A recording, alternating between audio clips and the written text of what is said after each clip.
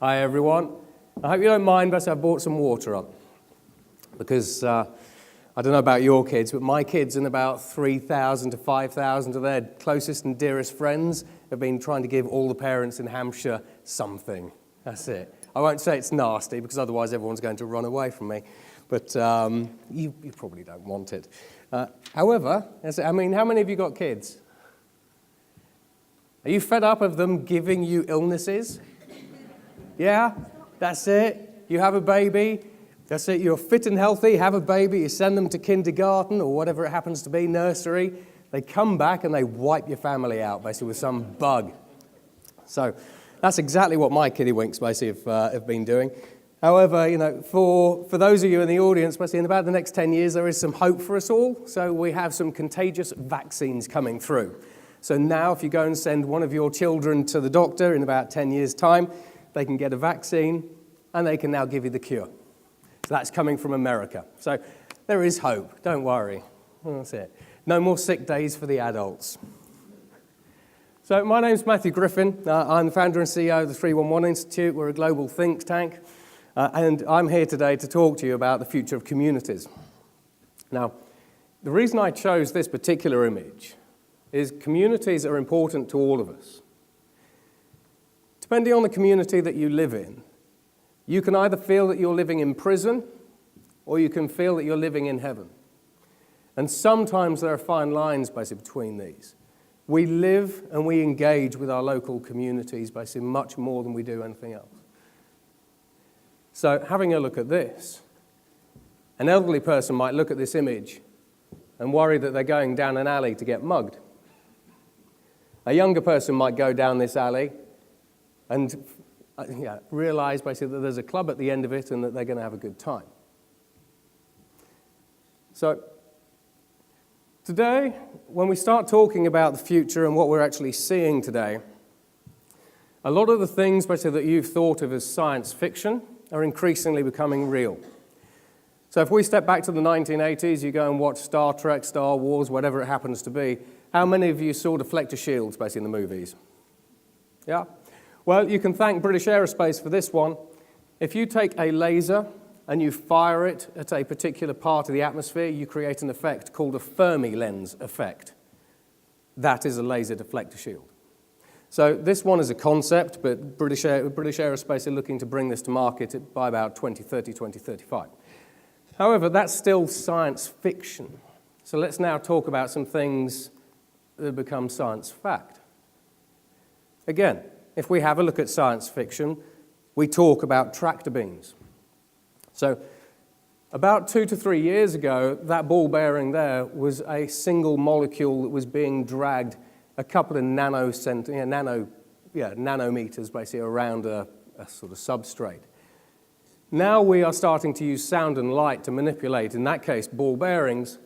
And okay, that looks interesting, but why would we need to use a tractor beam? This technology in this particular photo was taken about 18 months ago.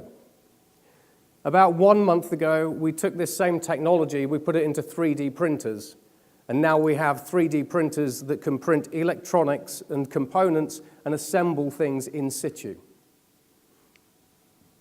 So we now have a way to 3D print and assemble electronics in situ, as opposed to having to take all the individual components out and have a human or a robot put them together.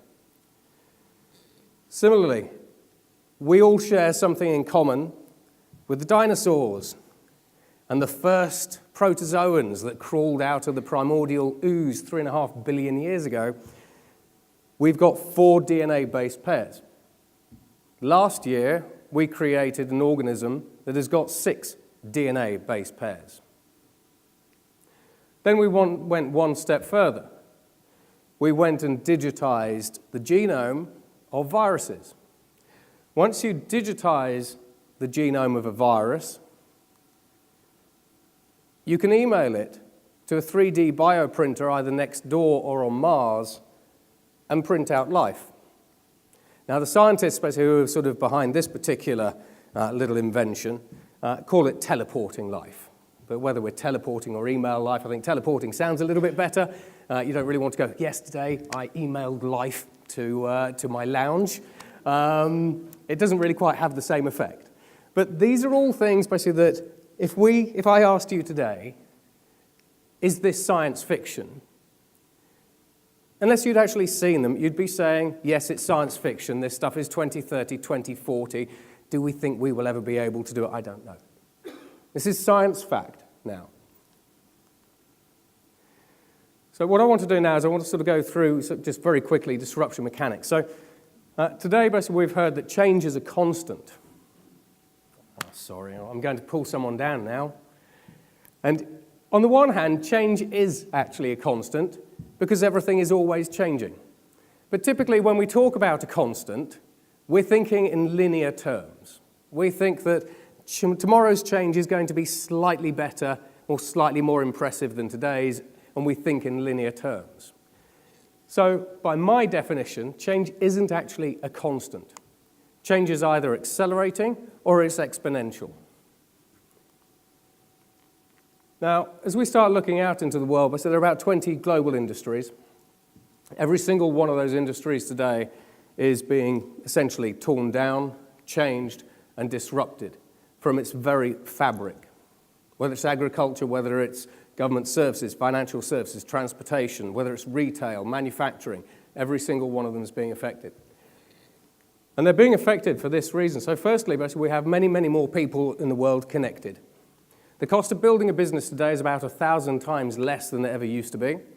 And so, on the one hand, we have many, many more entrepreneurs and visionaries on the left-hand side thinking, I've seen a need, I'm going to build a vision, build a mission, build a mission, I'm going to innovate, I'm going to build something, and it's easier for them to do that than ever before. They then wrap a business model around whatever it is that they've done, and they've kind of got a product and they've got a small company. Over the past 5 years, the number of new company registrations basically has increased tenfold from around 10 million to 100 million. Entrepreneurship is a thing. If you have a look at consultants and the gig economy, in the US and the UK, they account for now for 35% of the workforce. These are people who are not necessarily in traditional, what we would call anyway, traditional employment. They are now doing something and they're now thinking, well, I might like to build a business. And they have options. On the right-hand side, if you want to build the next generation products and services, inevitably you are taking technology. But the way that you combine that technology together determines whether or not you get something good and great or something just bad and clunky that stays on a shelf. And then at the bottom, increasingly we're seeing more and more things propagate. And typically, if you are running a digital business, it is easier to scale your business globally now than it ever has been before. You're a single entrepreneur, you want access to 3.5 billion consumers, jump on Facebook, figure out what levers you need to pull, you have access to 1.5 billion people. So you still have to have business new. But once you've created your product, those products have got to be accessible, they've got to be easy to adopt. It's like the iPhone and the smartphone. If they did everything that they did today, but they were very, very difficult to use, how many of you would actually use them? Probably none of you. We have cultural bias, we have geopolitics, so that's at play basically, for example, in China and Russia. We have network effects, and then, of course, we have regulators. Because if we've created the next great product or thing, if the regulators tell us that we can't use it, tough, you can't use it.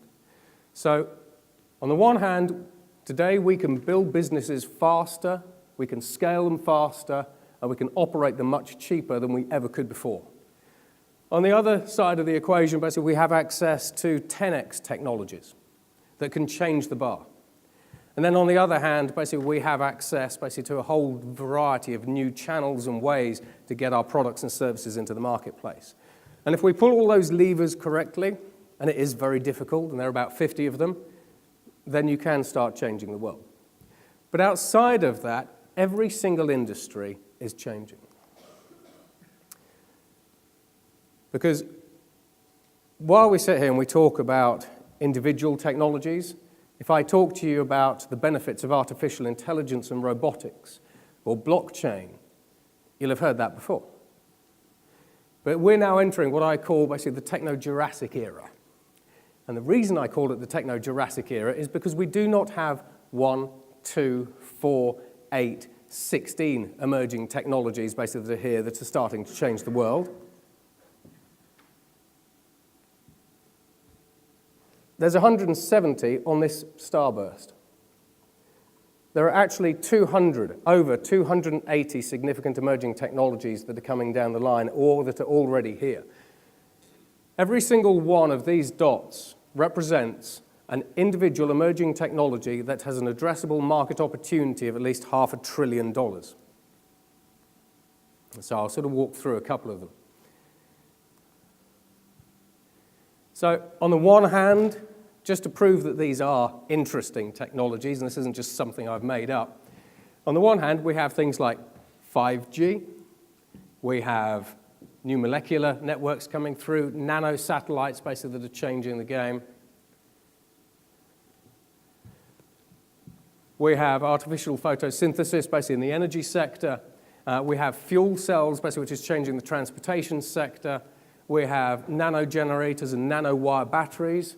Now, a lot of people won't care about nanowire batteries, but a nanowire battery now means that you can have a battery that is 30 times more efficient than batteries 10 years ago for about 10,000% less cost.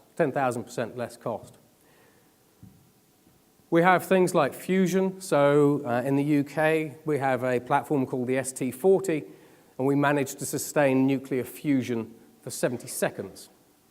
And while we were at it, we also managed to figure out how to create self-healing fusion reactors. In the machine system space, things that you're sort of going to be fairly familiar with, artificial intelligence, blockchain, deep learning, fog computing, machine vision, those are the kind of things basically that we talk about today all the time. However, as our ability to drive Moore's law starts to stagnate, so if you have a look at some of the latest Intel chipsets, we're talking about kind of 7 to 5 nanometer. Yeah, we think silicon is starting to run out of speed. A lot of people say, well, what's next? Because if we can't drive the size of transistors down, does that mean we reach a computing dead end? So on the one hand, we now have transistors that are about 0.5 nanometers in size already in the labs, basically from a silicon perspective. But we now have new types of computing platforms coming down the line. So quantum computing will be available as a service in 2020. In addition to that, University of Manchester last year put out the first DNA computing architecture. Now with a DNA computer, if you want to process 1 billion, 10 billion pieces of information, you take a DNA computer, it replicates itself 10 billion times, performs a calculation, collapses itself back down. DNA computing platforms make quantum computing platforms look like a rock.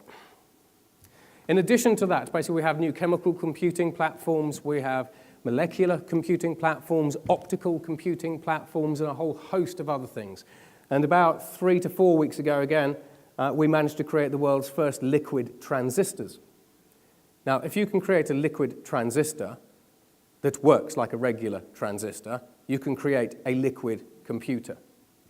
So when we talk about computing, certainly silicon computing dead-ending, there's a huge variety of options basically coming down the line. Materials, so I'll race through these. No one really cares about nanoceramic materials, but if you take a nanoceramic material, you drop it into a nuclear reactor, it improves the performance of that nuclear reactor by 30%. We have self-healing materials and all sorts of other things. Self-healing electronic components, basically we're already sending those into space. Robots, we have hardware robots, soft robots, bots, you name it. There's all sorts of things coming through there. From a security perspective, we know that cybersecurity basically is a problem. It's going to continue to be a problem. So outside of having artificial intelligence hackers that are now coming after your systems and actually learning how to mimic the behaviors of your systems in order to avoid detection, we now have new forms of hack-proof code. So they use a mathematical equation, they can't be hacked. And they can't be hacked by the world's best hackers.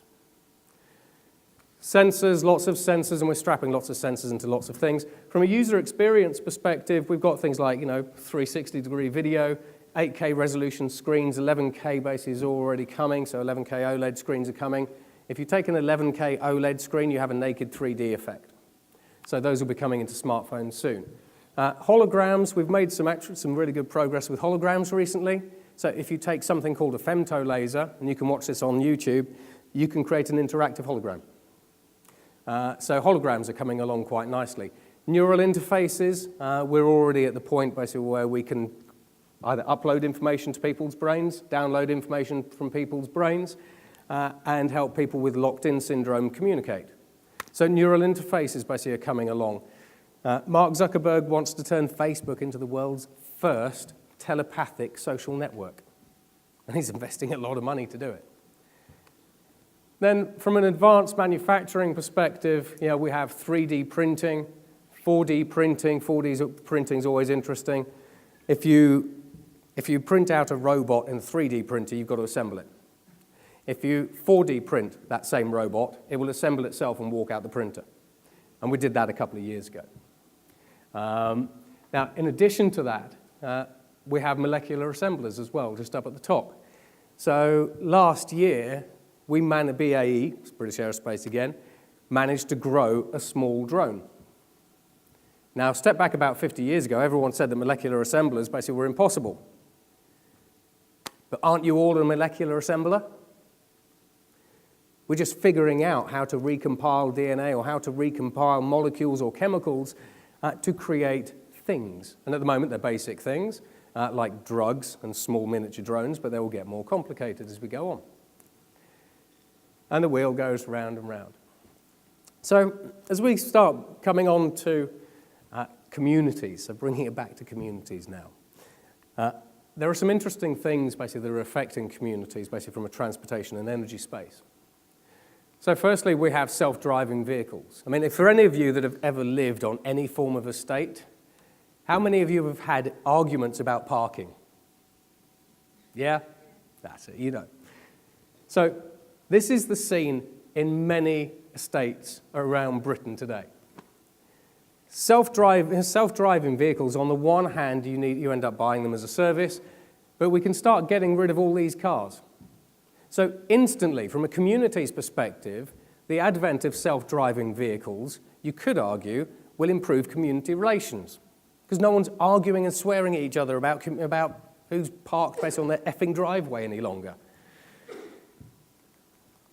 Many of our customers, For those of you who urban areas, who have to manage parking, this is actually an update that's coming out now. An over-the-air software update will be going out to vehicles that allows Model S to automatically detect the presence of a meter maid or law enforcement officer. If Model S detects an imminent ticket, it will deploy countermeasures to deter the ticket writer.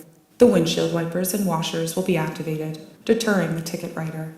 In the event that the ticket issuer persists, Model S will enter ticket avoidance mode. In ticket avoidance mode, the vehicle will autonomously drive in circles around the block until the ticket issuing threat is no longer detected. If the threat of the ticket has passed, the vehicle will park in its original parking spot. Otherwise, it will continue to drive around the block. A message will be pushed via the mobile app alerting the user that ticket avoidance mode has been activated and Model S is on the move. The autonomous driving summon feature will automatically be activated in ticket avoidance mode, and Model S will come and pick you up. With parking ticket deterrence and ticket avoidance mode, Model S has you covered. Long forgotten will be the days of parking tickets, or, as we like to call them, receipts for premium parking. So I don't know about you, but that's one firmware update I like. Now, with the advent of self-driving vehicles, it's very unlikely that we're actually going to need to buy vehicles at all. And this is going to have a number of benefits, basically, for people living in communities. If you no longer have to buy a car, you no longer need a car loan. You no longer need to have it serviced, MOT'd or anything else. You no longer need to insure it. And generally, for the average household, that will return anywhere between about £2,000 to £5,000 a year. So the advent of self-driving cars will help put money back in our pockets. Now, next year we're going to have the first fully autonomous level 5 self-driving car drive from the east coast to the west coast of the USA. It's going to be a Tesla. However, while we've already got this technology and it's fairly decent, it's not perfect, but no technology is, getting it onto the streets in the UK is a completely different matter. So last week, Philip Hammond was actually the first chancellor in the world to go on record to say that by 2021 he wants fully autonomous cars on UK streets. Now, that means that government is now driving the rollout of self-driving vehicles in the UK.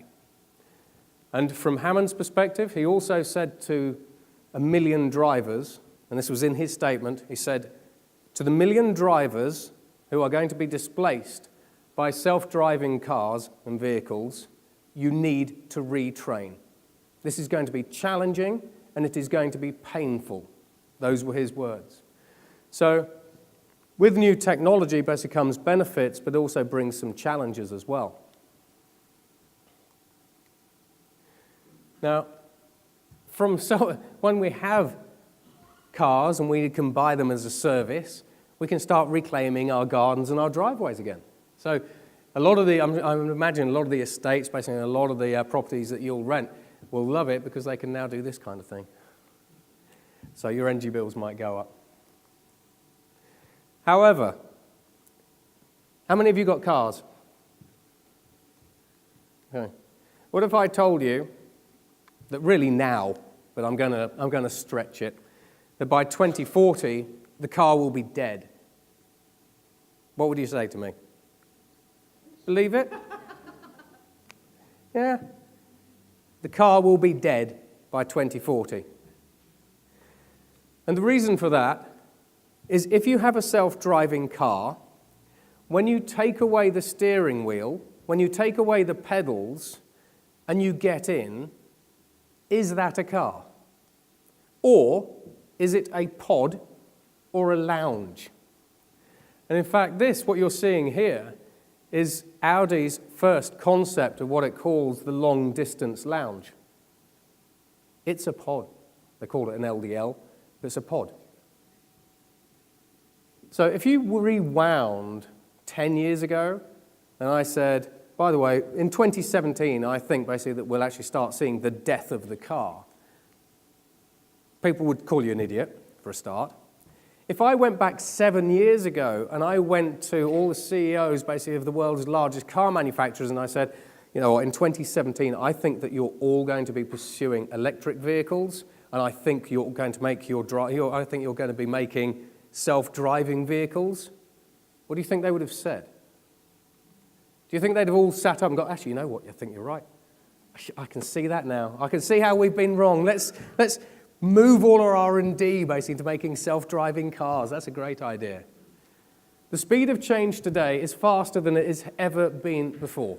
And whether you like it or not, whether you see it or not, everything around us is changing constantly.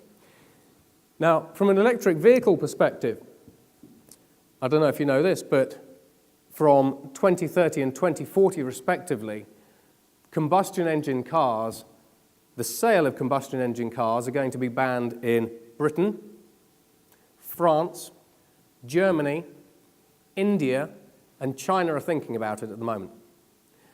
That means that come 2030, 2040, over half the world's population will not legally be able to buy a combustion engine car.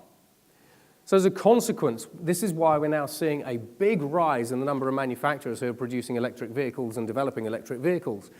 And again, these have got benefits basically for local communities because they have relatively low emissions, if any emissions at all, and they're relatively quiet.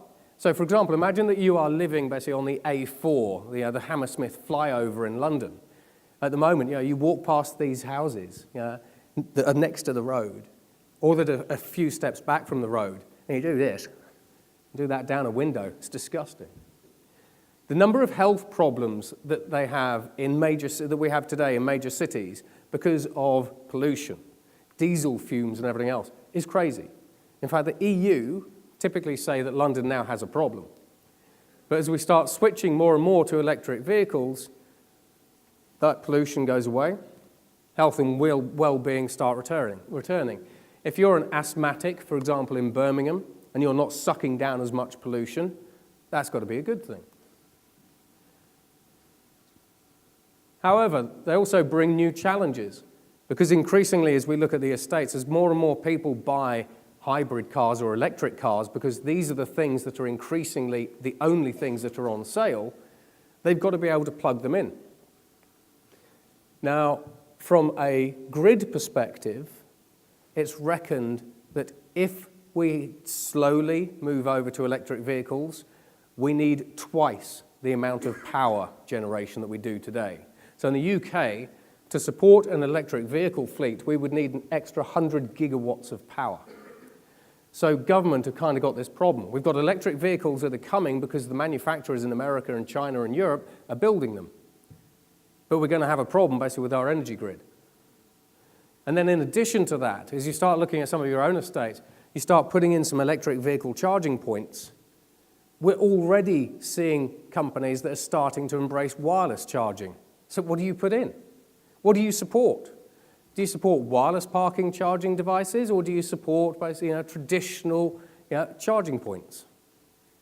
How do you audit them? How do you manage them? How do you build them?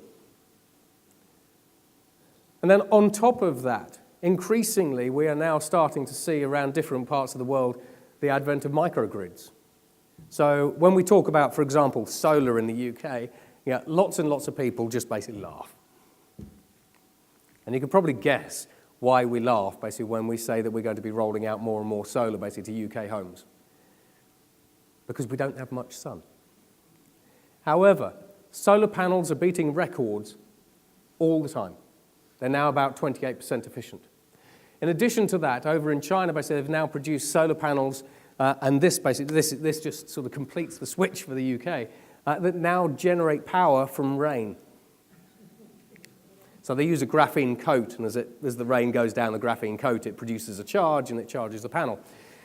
Now, underpinning these, we also have things like blockchain. So GE and NASDAQ have created distributed energy systems. And we have huge numbers of communities that are now starting to build these things out. And renewable energy, in terms of cost, it is now the cheapest form of energy in 62 different countries around the world. Renewable energy is no longer as expensive as it used to be. Now, similarly, basically, when we start having a look at communities, so from a community planning perspective, I'm actually building 7 smarter cities, basically, with the Indian government, the Dubai government, and the American government. So community, basically, is at the very, very heart of what we try to build. We're not trying to build places where people live. We are trying to build communities, which is why we look at these technologies.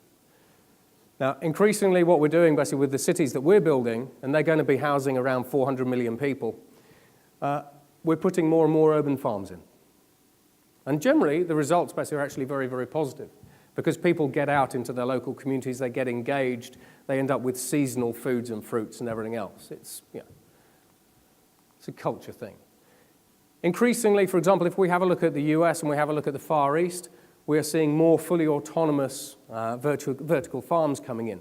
So you build a housing estate, you put in a vertical farm, and these vertical farms, they kind of use the equivalent of hydroponics.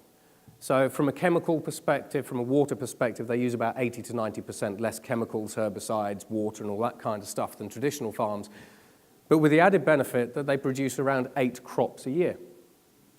And again, if you are building these at the heart of communities, the communities can just go along, basically pick whatever lettuces and things that they want. It improves their health and well-being. In addition to that, over in the US, basically we're now starting to talk about a different type of food production.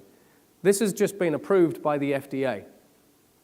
What we can do is we can take stem cells from a cow, put it into a bioreactor, and produce fillet steak.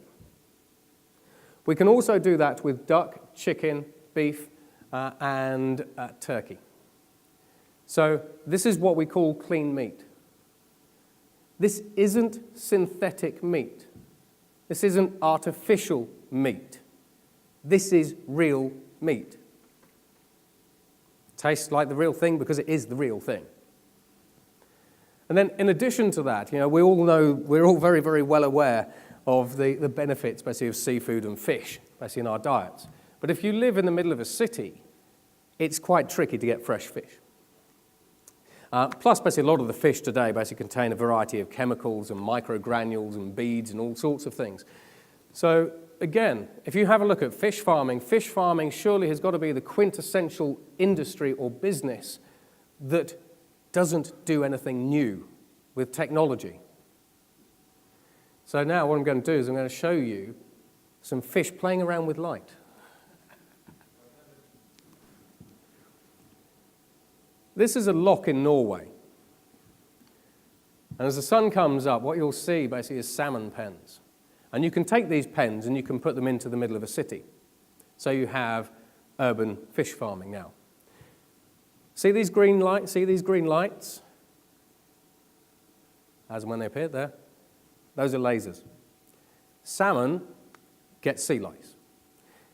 Fish farmers in Scotland and in the lochs of Norway will put huge amounts of chemicals and pesticides and all sorts of things basically into these lochs to try to kill the sea lice so they can increase salmon yields and everything else.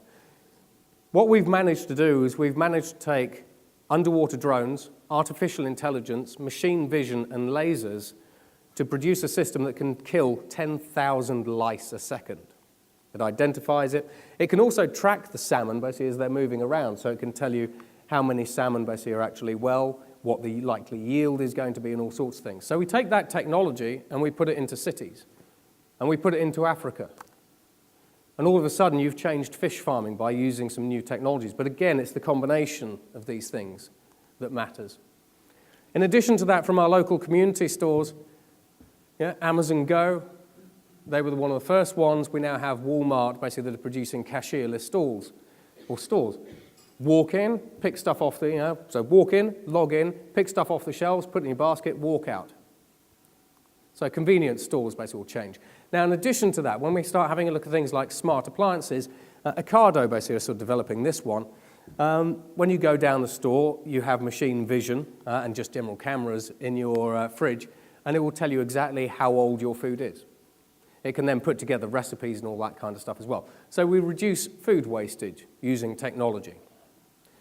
But in addition to that, when you start coming to pay, you can pay with cash, you can pay with card, virtual credit card, or you can pay with cryptocurrencies, basically depending where you are. Now, again, through the UK, what we're starting to see is county councils like Hull. This is actually kind of based on the Hull coin. What we now have is county councils in the UK that are creating what they call social cryptocurrencies. So if you do good in your community, they will put essentially kind of like a form of credit onto a cryptocurrency. They will also discount your council tax. So in the past, if you did volunteering for a particular county council, or just general volunteering, it's generally very hard to keep an audit of it for a CV. Say, for example, you're unemployed and you just want to do some volunteering. It's very hard to basically keep an audit trail of it. It's very hard to put on your CV, and there's generally very few ways you actually get rewarded. These new social coins, if the trials in Hull are successful next year, the UK government has said that they will look at doing a national trial. So there are new things that we can do with technology that we simply couldn't do before. And when we look at homes and well-being, connected homes. If you have a look at Essex County Council are now starting to build 25,000 of their own homes. But they're all connected, they're all intelligent, because they know that if they can get the elderly out of older housing stock and into these new connected homes, they can keep elderly people, or just ill people, in their homes, they figure, for about 7 years longer. And then outside of that, if you have a connected home, it's generally intelligent, so you're going to be saving money on electricity and all sorts of bits and pieces. So there's all sorts of things in the connected home domain, basically, that's coming through to communities. In addition to that, if you have a community and you want to take that community off of 3G, 4G, or 5G, we're doing this actually around the world. We're doing this in around 30,000 communities around the world. You can create a blockchain mesh network, and you can give everybody access to very, very fast, well, we call it internet access. It's not really broadband. You still access the internet, but we can now use mesh networks to do that. But blockchain underpins it. Now, in addition to that, we're already at the point, again, in Eastern Europe and in America, where we are 3D printing homes. So I'm going to show you a little clip. The future of construction has arrived. Casa is proud to present its vision. The Casa X1. We built the X1 to be a smart, robust, and efficient solution to the unique construction challenges of the 21st century. The X1 is the result of Silicon Valley imagination and real-world testing, a combination of precision engineering, beauty, and functionality. The X1 works in some of the toughest conditions, yet it can use up to 55% less materials to build more resistant and unique structures. The build process is up to 70% more efficient, 40% less expensive, and 100% more revolutionary. Casa Construction. If you can dream it, you can build it.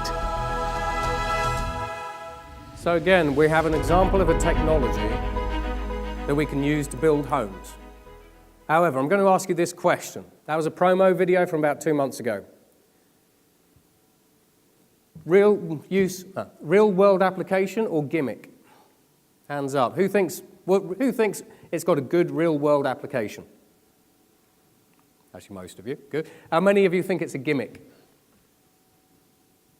Oh, see. Well, it's good. Someone put their hand up. We've got to have someone put their hands up. So, Casa have now been employed by the Dubai government to 3D print 25% of all new Dubai buildings by 2030, using that kind of similar technology. They'll end up with bigger robots and everything else. In 2020, Dubai are going to use that same construction technology to build the world's first 3D printed 80-story skyscraper. And we're seeing these buildings being built in China as well, where they're building estates using this. If you take a 3D printing robot, you can generally, depending on the robot, you can 3D print a house in 10 hours. And you can do it for under $10,000. At the point today, though, we're still kind of at the point basically where you send in the plumbers and the electricians and the plasterers just to kind of finish it off and put the windows in. But hasn't the UK got a housing shortage at the moment? Don't we need to be building houses faster than ever before? I don't know, is there a technology that could help with that? If only there was. In addition to that, when we talk about building sort of high-rise skyscrapers, ThyssenKrupp have now started building what they call an electromagnetic lift. So we all know lifts, they go up and down. These new electromagnetic lifts go up, down, side to side, and they go diagonally as well. So from an estate planning perspective, having lifts that can do that now give us new options when we're starting to plan our next generation communities. And then when we have a look at things like management and safety, again, when you take artificial intelligence, you combine it with robotics and you combine it with machine vision, all of a sudden, from a safety perspective, or we could say from a surveillance perspective, you radically change the game. This one is a little bit gimmicky. This one comes out of Dubai. It's a fully autonomous miniature police robot or police vehicle, and it has its own drone. So this one's being used to police Jumeirah. It will drive around Jumeirah. It will identify sort of either criminal activity or people who look like criminals, look like they're up to no good and all that kind of stuff. And if someone runs away from it, it will release the drone. And the drone will go off and chase them. And they're now developing a drone basically that can go and stun people. So in Dubai, this is rolling out to Singapore as well, but particularly in Dubai, they call this low visibility, high effective policing. And in Dubai, basically they want 25% of their police force to be robotic. Now, in addition to that, when we start talking about safety, China basically have just opened the first AI police station. So the way that we monitor communities, police communities and everything else is also changing. And the UK police, by the way, while they're not necessarily going to use these things, the UK police basically are doing some really, really crazy things with CCTV. So that's just a completely different topic. Now, in addition to that, the more sensors that we have in more things, the more data that we can collect. The more data that we can collect, the more things that we can trend, the more knowledge that we can get.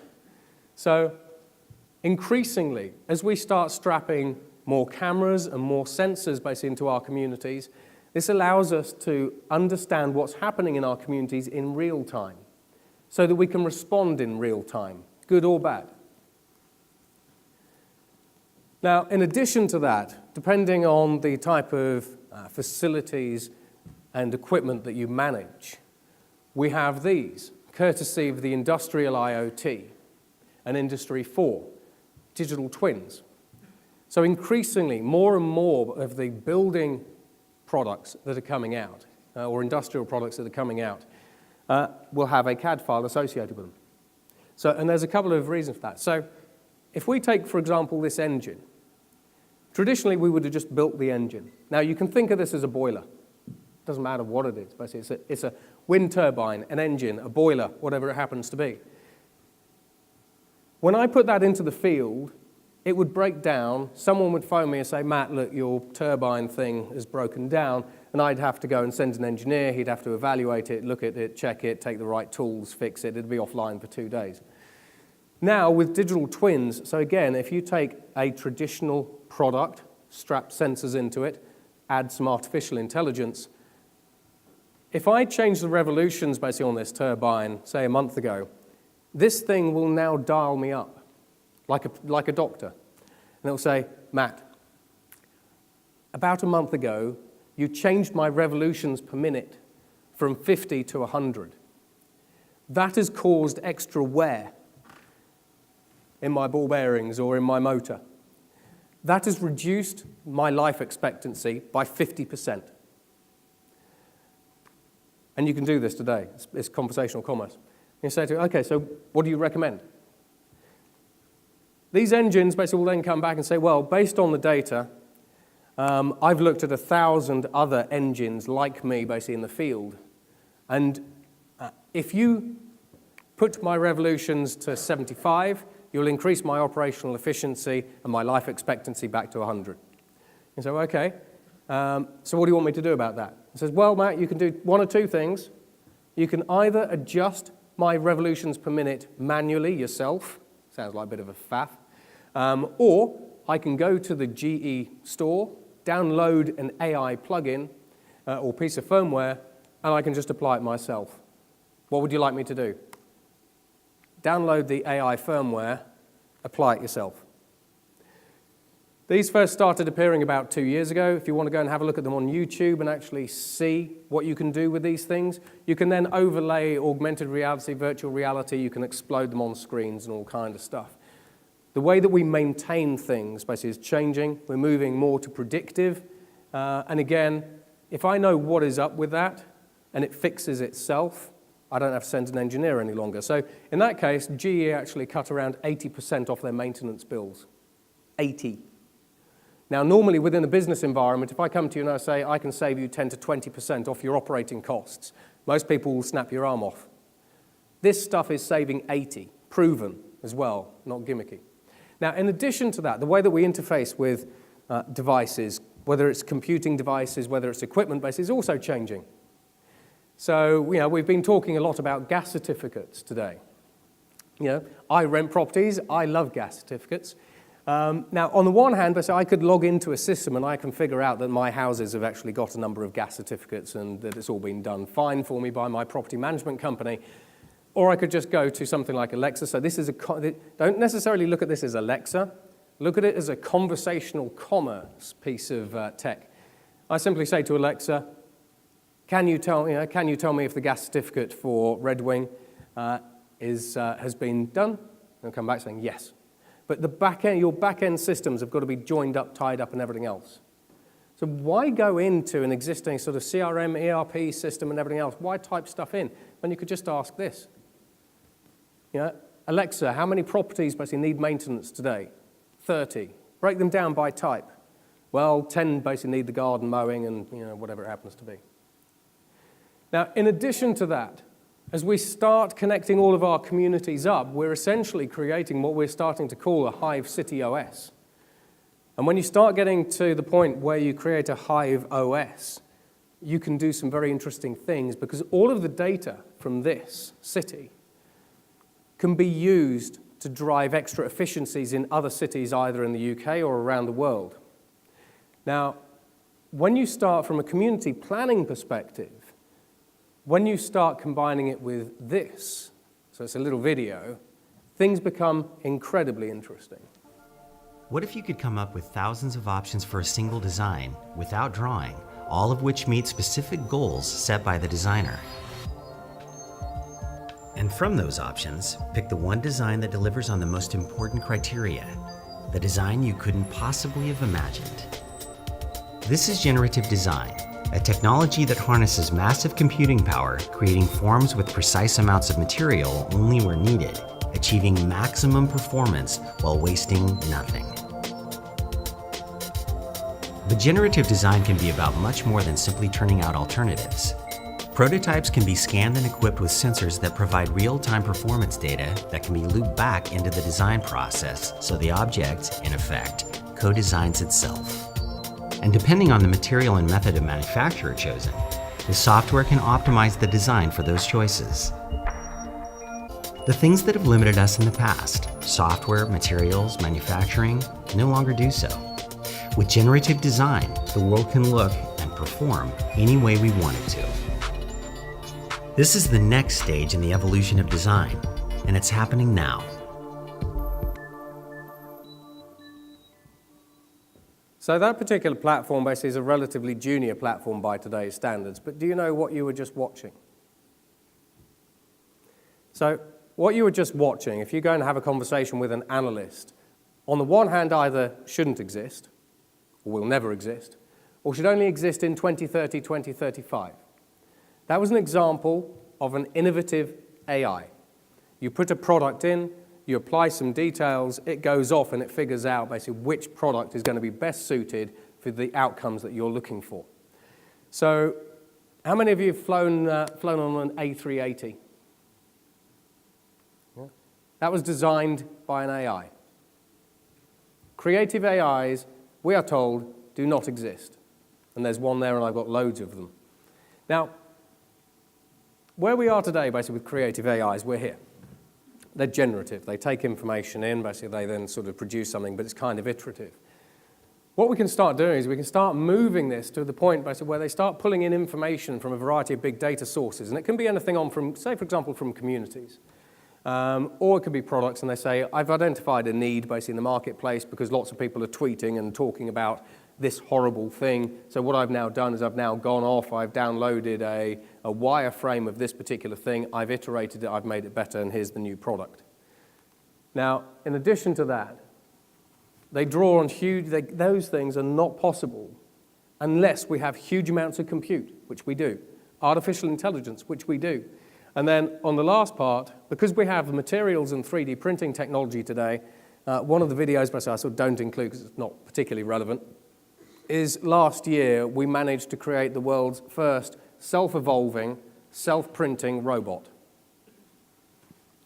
However, if you take that creative AI, you plug it into a variety of data sources, stick it into a city planning system, it can now optimize the layout of your city.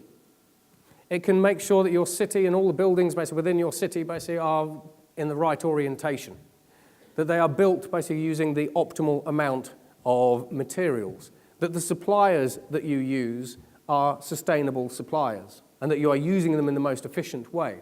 It can plot out which of these homes or which of these buildings are the best locations for solar panels or renewable energy sources. It can optimize urban transportation routes, and it can do it at about 10,000 times a second. So we are using these AIs already to start developing the world's next large megacities. mega cities like Mion, where we're spending $500 billion building a city that's 33 times the size of New York. These gimmicky-looking technologies, when you start taking a gimmicky-looking technology and you start applying ideation and innovation to it, you can save billions, make billions, or you can improve the lives of people basically dramatically. And then, of course, once you've done all of that, and you've transformed your community, or you've used some new thinking basically to build a better community, you've got to pull it all together basically with an app, because everyone loves an app. And then that's it, I'm done. So hopefully that hasn't been too boring for you all. I know that a couple at the back basically fallen asleep, so you can now wake up. And my name's Matthew Griffin, and thank you very much for your time.